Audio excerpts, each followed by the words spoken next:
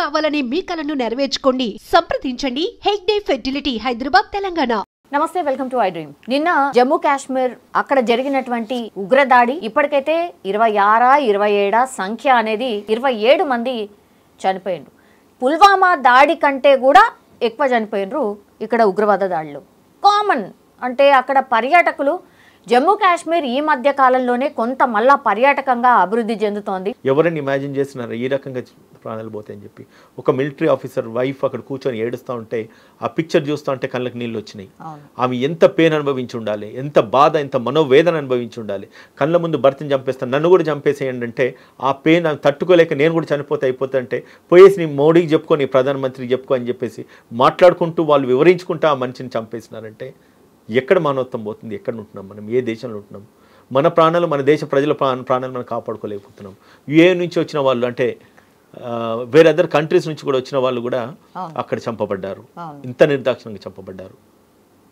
It's not that we question the government, it's not that we question the intelligence, but definitely today we have to question the government, we have to question the intelligence. Why, where are you sleeping?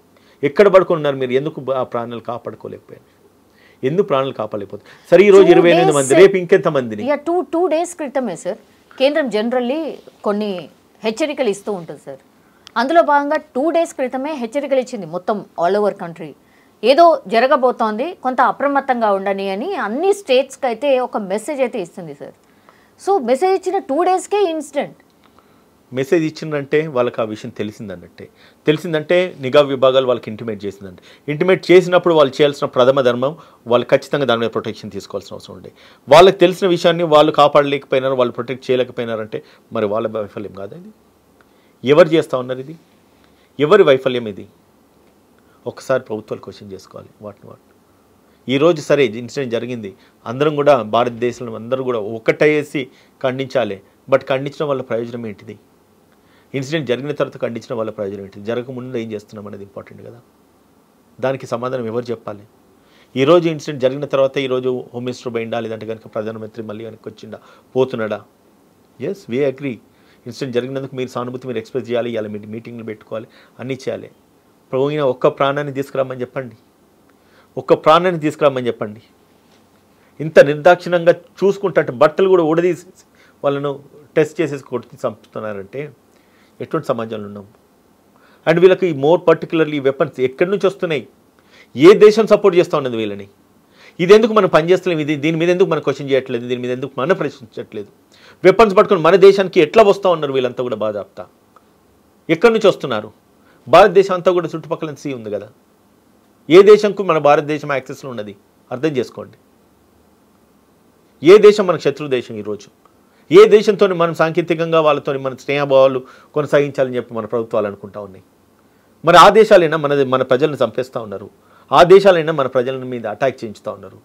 మరి అటువంటి దేశాలతోనే మన స్నేహభావం కొనసాగించాలి. లష్కరే తోయబా అనుబంధ సంస్థ తనే ప్రకటించుకుంది, yes మేమే చేసినాము ఈ దాడి, ఏం చేస్తారో చేసుకోండి అన్నట్టుగా. 4 పంపించేసేసి 20 మందిని 30 మందిని చంపించినారు. ఇంత నిర్దాక్షిణమైన సమాజంలో మనం బ్రతుకుతున్నాము. వాళ్ళని మనం ఎందుకు ప్రతిఘటించలేకపోతున్నాము? ముందెందుకు పసిగట్టలేకపోతున్నాము? ముందెందుకు కాపాడుకోలేకపోతున్నాం మన ప్రజల్ని? ఈ నిజంగా చెప్పాలంటే ఇది సిగ్గుచేటమ్మా. మాటలు రావడం లేదు. జరిగిన ఇన్సిడెంట్ పట్ల మాటలు అయితే రావడం లేదు. It's very pathetic. 370 ఆర్టికల్ 370 రద్దు తర్వాత జమ్మూ కాశ్మీర్ ఇక ఊపిరి పీల్చుకుంటుంది, నార్మల్ స్టేజ్కి రాబోతోంది. మొన్నటి ఎలక్షన్స్ కూడా జరిగినాయి, ఇక అంత నార్మల్ అవుతోంది. ఇంకా వాళ్ళకు కూడా ప్రత్యేక రాష్ట్రం కింద మేము చేయబోతున్నామని కూడా కేంద్రం కూడా ఒక భరోసా ఇచ్చింది. ఇవన్నీ ఒకవైపు జరుగుతుంటే వాళ్ళ పనులు గ్రౌండ్ లెవెల్లో వాళ్ళు చేస్తున్నట్టే లెక్క కదా. ఇప్పుడు అన్నీ ఒక్కొక్క న్యూస్ బయటకు వస్తున్నప్పుడు 2 వారాల క్రితం నుంచి కూడా వాళ్ళు రెక్కీ చేస్తున్నారట ఆ ప్లేస్లో. తర్వాత అటాక్ చేసిండ్రు నిన్న.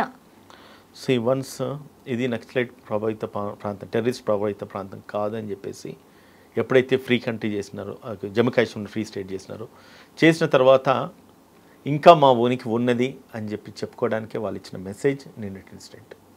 అప్పుడెప్పుడో పుల్వామాలో అంటే జరిగిన దాడి ఈరోజు మళ్ళీ రిపీట్ అయింది. అంటే this is the wrong message we are getting from the terrorist, and this the right message that we have to alert our country. ఒక రైట్ టైం మన కంట్రీని అలర్ట్ చేసుకోవడానికి. Let us all come together and raise our voice against the terrorism and fight against terrorism and see our country is protected, see our people are protected, see our guests are protected. మన దేశంలో ఒక బ్యూటీని enjoy చేద్దాం అనేసి వచ్చిన వివిధ దేశాల నుంచి వచ్చిన వాళ్ళని మన దేశంలో చంపబడుతున్నారంటే వివిధ దేశాలకు ఎటువంటి మెసేజ్ వెళ్తా ఉన్నది? సార్ ఇంకోటి సార్, వీళ్ళు చూస్ చేసుకున్న ప్రాంతం కూడా ఎట్లాంటిదంటే కొండలు, లోయలు, బ్యూటిఫుల్ ప్లేస్. కింది నుంచి అసలు పైనకి మామూలుగా దారే లేదు, అంటే కార్లు కానీ వెహికల్స్ కానీ ఏ పోవు.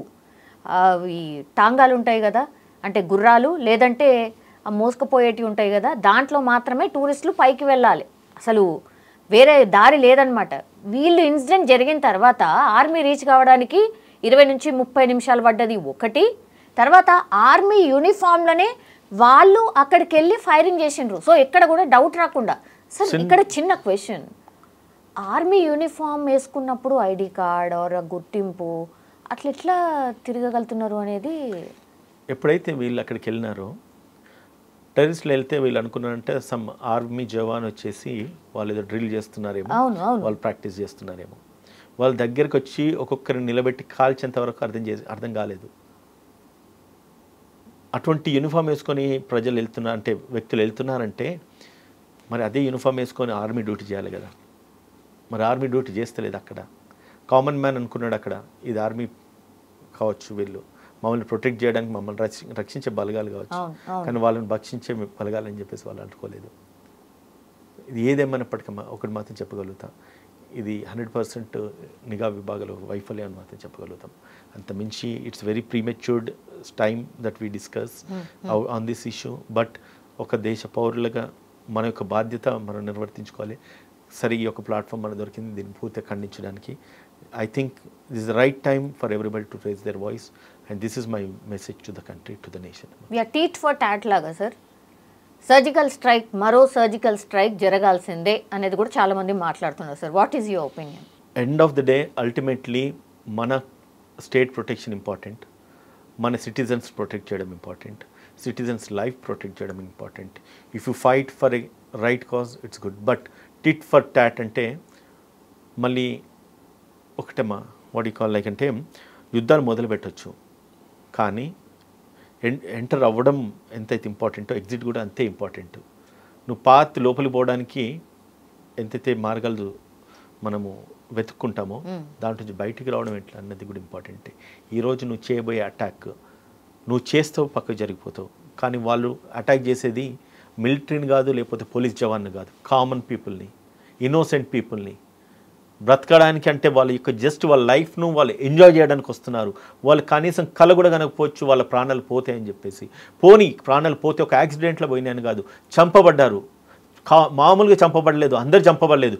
పిల్లలు చూస్తుంటే తల్లిదండ్రులు చూస్తే పిల్లల్ని చంపిన, భార్య చూస్తే భర్తను చూస్తే భార్యను చంపుతూ ఉన్నారు. ఇంత ఘోరంగా ప్రాణాలు తీయబడుతున్నాయి. If you say that tit for tat మేము ఇస్తామని చెప్పి అన్నప్పుడు, చలో నువ్వు టిట్ ఫర్ టాట్ నువ్వు ఒకరికి ఇస్తే వారి అమాయక ప్రజలకు ఇస్తూ ఉన్నారు. కామన్ మ్యాన్ రక్తం గార్చాలా? కామన్ మ్యాన్ కుటుంబాలను కోల్పోవాలా?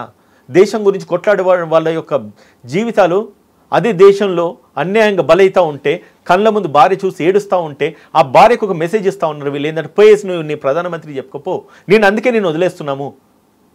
ఇంత మూర్ఖత్వం, ఇంత క్రూరత్వం వస్తూ ఉన్నది. Tit for taught I do agree. ఎవరికి ఎట్లా ఏది చేస్తే వాడికి అదే రకంగా వాడి బుద్ధి చెప్పాలని చెప్పి, సరే మనం చెప్తాం అదే బుద్ధి, వాడు ఇంకొకరిని ఇంకో రకంగా తీస్తూ ఉన్నారు కదా. అటువంటి వాళ్ళకి ఏం సమాధానం చెప్తాం ఈరోజు మనం? Is there any answer for that? ఒక కామన్ మ్యాన్ మనం ఎట్లా ప్రొటెక్ట్ చేస్తాము?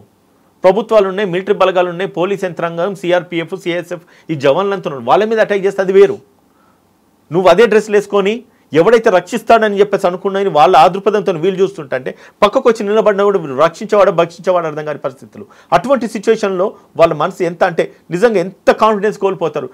రేపు నిజంగా పోలీస్ వచ్చి ప్రొటెక్ట్ చేస్తున్న పోలీసు దొంగ అనేసి అర్థం కాని పరిస్థితులు. చాలా మంది ప్రొటెక్ట్ చేయడానికి మన ఆర్మీ జవాన్లు పోతే భయపడిపోయి నన్ను చంపకండి అన్నటువంటి వీడియోస్ వచ్చినాయి. అంటే ఇదంతా ఇన్సిడెంట్ అయిన తర్వాత మన జవాన్లు వెళ్ళి రక్షించే ప్రయత్నం చేస్తే వాళ్ళు చెప్పుకోవాల్సి వచ్చింది, మేము నిజమైన జవాన్లము, మేము ఏం చేయము, మిమ్మల్ని కామ్ డౌన్ అని. ఆ పరిస్థితి వచ్చింది.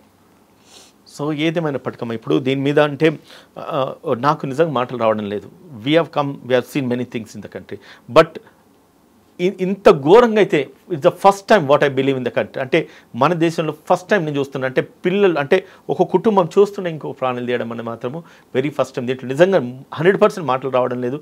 బట్ ఇటువంటి పూర్తిగా నిర్మూలించబడాలి. కానీ ఒక్కటైతే నేను చెప్తున్నాను, వీళ్లకు ఎవరైతే అటాక్ చేసిన వాళ్ళు ఏ దేశం సపోర్ట్ చేసిందనేది మాత్రం ఖచ్చితంగా ప్రభుత్వాలు ఈరోజు ఐడెంటిఫై చేయాల్సిన అవసరం ఉంది. దాన్ని ఈరోజు ఈ స్టేజ్లో మనం ఇంకో దేశాన్ని నిందించే ప్లేస్లో ఈరోజు మనం లేము. నేను మోర్ పర్టికులర్గా లేను. కానీ ఏ దేశం వాళ్ళకి సపోర్ట్ చేస్తుంది మన భారతదేశాన్ని అటాక్ చేయడానికి?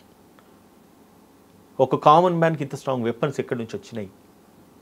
ఏ ఇంటెన్షన్తో, ఏ మోటివ్తో మన దేశ ప్రజల మీద వాళ్ళు దాడి చేస్తూ ఉన్నారు? ఏ దేశాలు మనం సపోర్ట్ చేస్తున్నాయి? ఎందుకు సపోర్ట్ చేస్తున్నాయి? ఏం చేద్దాం అనుకుంటున్నారు భారతదేశాన్ని? ఈ రాజకీయ కక్షల, లేకపోతే పోనీ సిస్టమ్ అంటే భారతదేశం సిస్టమ్ యొక్క కొలాప్స్ చేయనిక, లేదంటే ఇంకా కూడా మా టెర్రరిస్టుల ఒక ఉనికి జేఎన్కేలో ఉంది, జమ్మూ కాశ్మీర్లో ఉందని చెప్పేసి వాళ్ళ ఉనికి చాటుకోవడానిక? ఎటువంటి భయాందోళనకు గురి చేస్తున్నారు? అయిపోయిందిరా మన దేశం మన రాష్ట్రంలో మనకు వచ్చేసినాం అని అనుకున్న తరుణంలో లేదు, ఇంకా కూడా ఇది మాదే, మా పట్టు ఇంకా ఉన్నది అని చెప్పి ఒక రాంగ్ మెసేజ్ మళ్ళీ వాళ్ళు ఇచ్చినారు. ఈరోజు మళ్ళీ అక్కడికి వెళ్ళాలంటే కూడా ఎవరు కూడా ధైర్యం చేయరు. త్వరలో అమర్నాథ్ యాత్ర ఉంది సార్. అమర్నాథ్ ఈరోజు యాత్రని టార్గెట్ చేసుకొని అంటే ఒక భయాన్ని క్రియేట్ చేయడానికే, అది ఆపడానికే చేశారు. ఇంత జరిగిన తర్వాత కూడా మళ్ళీ ప్రజలు మాట్లాడుకునేది ఏంటంటే అమర్నాథ్ యాత్రలకు కావాల్సిన ప్రొటెక్షన్ ఇవ్వాలని చెప్పేసి. అక్కడ మళ్ళీ ఒక ప్రాణం పోయినా కూడా ఆ ప్రాణాన్ని తిరిగి తీసుకురాలేము. ఈరోజు 26-28 మంది కావచ్చు, రేపు ఇంకొక 0 పెరిగితే ఛాన్సెస్ లేవా? పాసిబిలిటీస్ లేవా? అమర్నాథ్ యాత్ర అంటే కోట్ల మంది ప్రజలు అక్కడికి వస్తారు. ఎట్లా రక్షిస్తారు? వాళ్ళ లైఫ్కి వాళ్ళకి ఏం సెక్యూరిటీ ఇస్తున్నారు? ఏ ధైర్యం ఇచ్చి వాళ్ళని పంపిస్తారు? ప్రభుత్వం ఎటువంటి ప్రొటెక్షన్స్ ఇచ్చి పంపిస్తుంది? ఎంతమంది జవాన్లను ఇస్తారు? నిజంగా వాళ్ళు జవాన్లా కాదన్నది కూడా ప్రజలు కామన్ మ్యాన్ ఎట్లా ఐడెంటిఫై చేస్తారు? ఈరోజు వచ్చింది అదే మిలిటరీ జవాన్ యూనిఫామ్లో వచ్చిన వాళ్ళే అటాక్ చేస్తున్నారు. నిజంగా రేపు మిలిటరీ వాళ్ళు వచ్చినా కూడా వాడు మంచోడ చెడ్డోడ ప్రతి క్షణం భయాందోళనకు గురి కావాల్సిందే కదా. అమర్నాథ్ యాత్ర కొనసాగాలి. We do agree, I do agree. మరి యాత్ర కొనసాగుతుంటే మీరు పబ్లిక్ ఇచ్చే ప్రొటెక్షన్, సేఫ్టీ మెజర్స్ ఏంటి, సేఫ్ గార్డ్ ఏంటిది? నువ్వు ఇప్పుడు ఈరోజు ఇచ్చిన మెసేజ్ ఏంటిది? ఈరోజు నువ్వు వైఫల్యం చెందిను, రేపు నువ్వు వైఫల్యం చెందావని ఏం గ్యారంటీ? అనుకోకుండా అసలు ఎవరు ఊహించని పరిణామం ఇది. ఇంత నిర్దాక్షిణంగా మనుషులను చంపేస్తారని చెప్పేసి అనుకోలేదు. అటువంటి సిచ్యువేషన్ ఈరోజు ఏర్పడింది. రేపు మళ్ళీ పునరుద్ధరణ కాదని గ్యారంటీ అయితే లేదు కదా madam. So everything is a big question mark, very big question mark. No words for this, but wait and see madam. Yes, sir. Thank you, sir. Thank you so much.